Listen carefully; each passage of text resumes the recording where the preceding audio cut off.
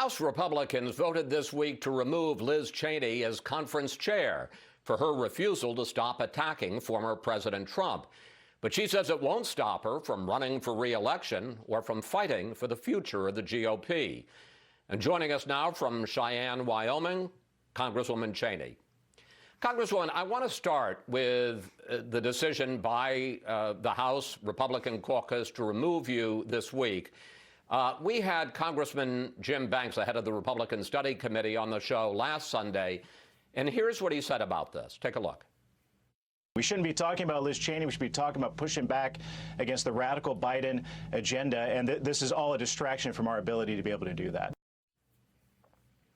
Banks was saying, with Republicans so close to winning back the House in the midterms next year, that the focus should be on what unites the Republican Party, which is opposition to the Biden agenda, and not picking fights with a former president who's now living in Mar-a-Lago near Palm Beach. What's wrong with that thinking? Well, I think it is absolutely the case that we have to have the strongest position possible going forward so we can take back the House, the Senate, and the White House. The issue is that, you know, we cannot do that if we are embracing the big lie, if we are embracing what President Trump, what former President Trump continues to say on a nearly daily basis, which is claims that the election was stolen, using the same language he used that he knows provoked violence on January 6th. In order for us to be in the strongest possible position to be able to prevail, to be able to defeat the ideas that we see coming from the other side that are really bad for the country, we have to be a party that's based on a foundation of truth. And I'm not willing to be complicit or silent in the face of those lies coming from President Trump. But I guess the argument is, just as a practical politician, and you are a practical politician, what about the millions, tens of millions of Republican voters who still support Donald Trump? Why alienate them? I guess the question is, you know, just ignore them. Just don't take the bait and focus on your issues. He's living in Mar-a-Lago. Well, you know, I wish we could do that, Chris, but unfortunately, as I've said over the course of the last several weeks, former President Trump continues to be a real danger. What he's doing and what he's saying, his claims, his refusal to accept decisions by the courts, his claims continued as recently as yesterday that somehow this election was stolen. You know, what he's doing is he's causing people to believe that they can't count on our electoral process to actually convey the will of the people. You know, we have to be a nation of laws. If you continue to reject, if you reject the rulings of the courts, if you work against the rulings of our courts, then you really are at war with the Constitution. And he is a continuing danger to our system. Those millions of people that you mentioned who supported the president have been misled. They've been betrayed. And certainly as we see his continued action to attack our democracy, his continued refusal to accept the results of the last election, you see that ongoing danger. Congresswoman Elise Stefanik was elected on Friday to replace you as the #3 Republican in the House leadership. And she wasted very little time in saying what she thinks about all this. Take a look. I support President Trump. Voters support President Trump. He is an important voice in our Republican Party, and we look forward to working with him. What do you think of Stefanik? Well, I think she's wrong. You know, when you have a former president who did what Donald Trump did, who provoked an attack on our Capitol to try to stop the counting of electoral votes, to try to steal the election, a former president who continues to threaten the democracy in the way that he's forfeited let me just interrupt, his opportunity to.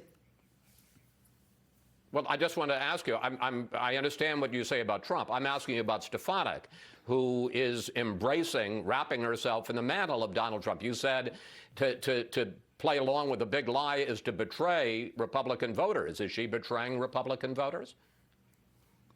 You know, what I said in my last remarks to the conference as chairwoman of the conference was that if they were looking for leaders who would be complicit in spreading the big lie, I wasn't their person, that there were plenty of other people who would do that. I think that it is fundamentally dangerous, and I think it's wrong. And I think as Republicans, especially, we have a responsibility to stand up and to say we believe in the Constitution. We will fight for that. We will fight for the rule of law, and to build that foundation so that we can get back the voters we lost in 2020. I mean, that is really a key here. We lost the House, the Senate, and the White House while Donald Trump was president. We've got to get voters back so that we can get Republicans back into position where our policies are the ones that are in place, that frankly are the ones that are necessary for the future of the nation. During your round of interviews this week, you were also asked about House Republican leader Kevin McCarthy, and here's what you had to say about him. I think that he is not leading with principle right now, and I think that it's sad, and I think it's dangerous. When you talk about him being dangerous and the way he's leading the party, and I asked this about both McCarthy and Elise Stefanik, are they being complicit in what you consider the Trump lies? They are, and I'm not willing to do that. I think that there are some things that have to be bigger than party, that have to be bigger than partisanship. Our oath to the Constitution is one of those. I've worked in countries around the world where you don't have a peaceful transition of power. What's happening right now with Donald Trump and his continued attacks on the Constitution and the rule of law is dangerous, and we all have an obligation to stand up against that. You also say that Kevin McCarthy should testify, but what it appears is going to be a new commission to investigate the riot on January 6th, and should testify specifically about the conversation he had with the president on that day, where he reportedly called the president and said, "You got to call this off." And the president said, "Kevin, it appears some people are more interested in this election than you are." I asked Congressman McCarthy about that a couple of weeks ago. Take a look at that exchange. Has the president ever reached out to you since that report came out to discuss what you and he talked about in the January 6th phone call? And did you say to him, "I can't because we're under oath"? No. That never happened. It's never happened. And you would never even close. And if it did happen, you would agree that would be witness tampering. Yeah, but never happened. Congresswoman, do you know anything about that, whether or not Kevin McCarthy and Donald Trump talked and the president tried to reach out to, in effect, get their story straight about what happened in that January 6th phone call?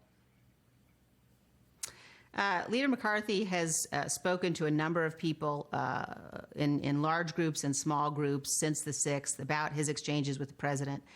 He's spoken publicly on the House floor about his view of the president's responsibility. I think it's very important that he clearly has facts about that day, that an investigation into what happened, into the president's actions, ought to get to the bottom of. And I think that he has important information that needs to be part of any investigation, whether it's the FBI, the Department of Justice, or this commission that I hope will be set up. What do you think that accomplishes if he testifies before the commission? I mean, I understand your concern about President Trump and what you say are his lies about the election, but what do you think it accomplishes to talk about a conversation on January 6th? Do you think it raises issues of President Trump's responsibility for the riot, whether or not he's trying to tamper with Kevin McCarthy as a witness?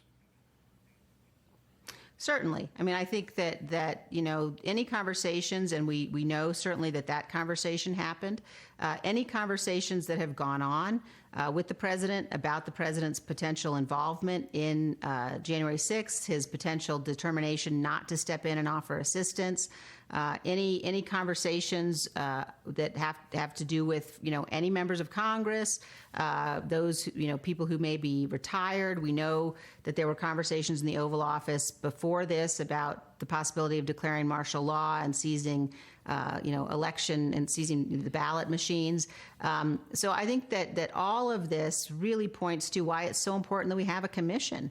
We've done that after Pearl Harbor. We did it after the Kennedy assassination. We did it after 9/11. It's the way that we as a country come together in a nonpartisan fashion to understand what happened, to get to the bottom of it. It must have subpoena power, and to begin to take steps so we can ensure it never happens again. I got about a minute left, Congresswoman. I want to talk about you finally. You were on track to perhaps someday be the Speaker of the House. Now that's over. You've been removed from leadership. Your re-election next year in Wyoming is at least in question. I guess the question I have for you is, are you prepared to make this politically the hill you're prepared to die on? Look, I cannot imagine a more important issue than whether or not the Republican Party is going to be a party that embraces and defends the rule of law and the Constitution.